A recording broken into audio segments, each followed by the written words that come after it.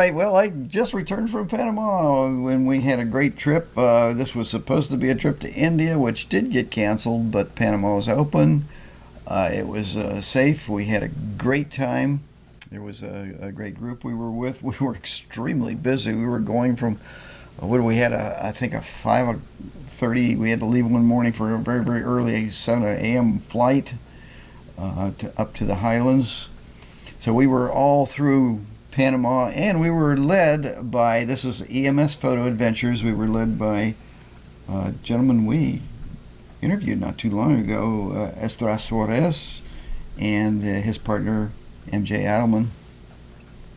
And they put together a wonderful, and of course Essdras is from Panama, so this is his home base country and knows it like the back of his hand. And because of his reputation, the fact that he's got these 2 Pulitzers, when we visited the Panama Canal, they took us out into right next to the locks where the public can't go.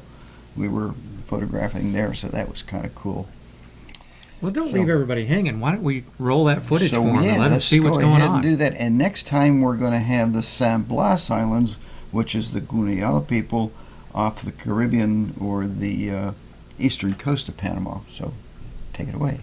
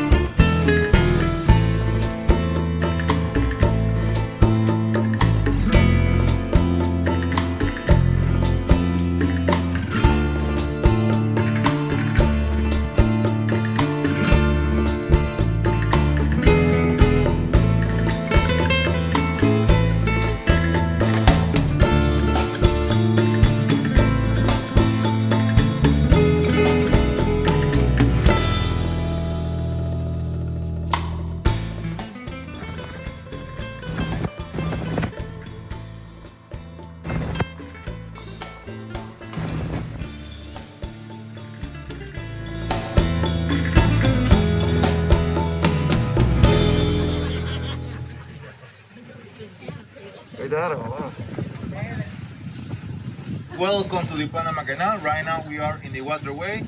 The bridge is a division between the Essdras River and the canal. From here to north is the Gatun. What is Gatun? Gatun is man-made lake. A long time ago was the largest man-made lake in the world. To have a little idea, the size of this is close to 164 square miles. When was built this disappears many acres of forest and sometimes are included.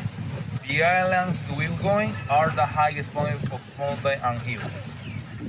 The biggest island of you can visit on the lake is Barro Colorado, BCI, and belongs to Smithsonian Institute for the Tropical Research.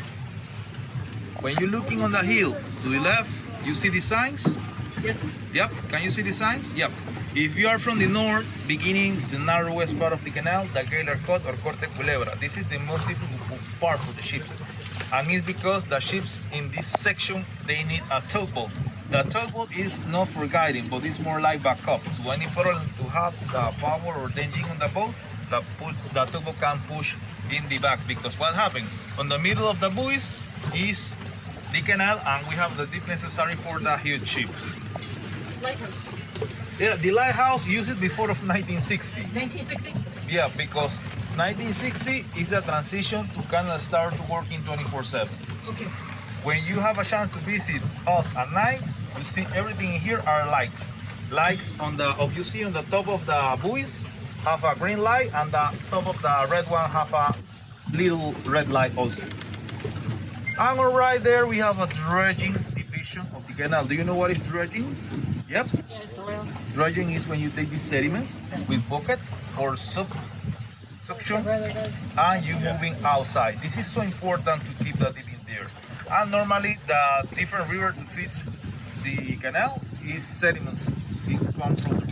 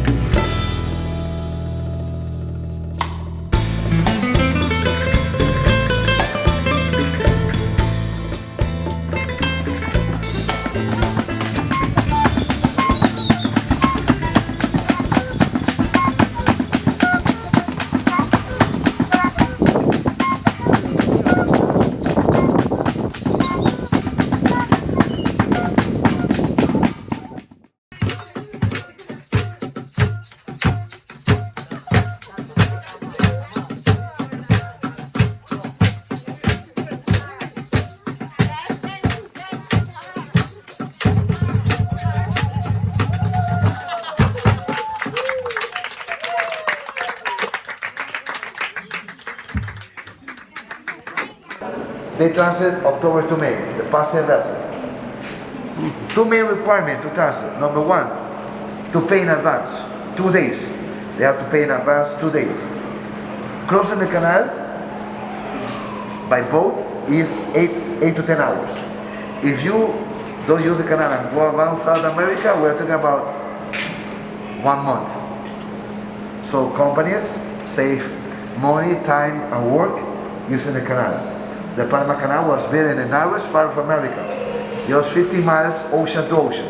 Okay, we can go by boat ocean to ocean, or we can drive ocean to ocean. Will take 1 hour, or by train 55 minutes, or by small planes 20 minutes.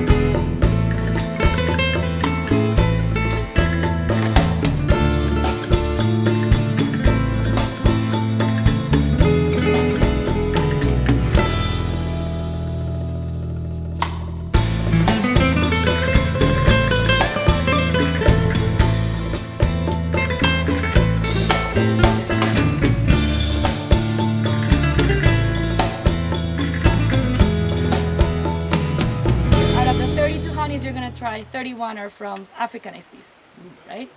Because they produce more. Usually our Africanized bees produce around 80 to 100 liters of honey per colony, and these ones, again, the little ones produce 2.5. So this one doesn't produce that much. The colonies of Africanized bees are between 60 to 80,000 bees per hive. These ones are just 2,000. That's why this one produces very little, and that's why we can fit an entire hive on the box, right? Wow. So I was explaining to Peter that, for example, the little angel bees, they don't make hexagons. They never make this shape, actually. What they do is that they do pods of propolis, brown pods. Propolis is a mix of 30 different resins from trees. It's very medicinal, it's antibacterial. You can use it for medicine on the throat. Actually, we have some. So they decide to use propolis because this honey can ferment eventually. This one cannot ferment, so for them it's okay to use wax. Perfectly fine. So then the propolis offers an extra cover for the honey that can ferment. Because this honey is almost watery. They don't dry the water of the nectar as much, so everything that has water is subject to ferment, right? That's why also the flavor is very fermenty. Alcohol, sugar, a rough day.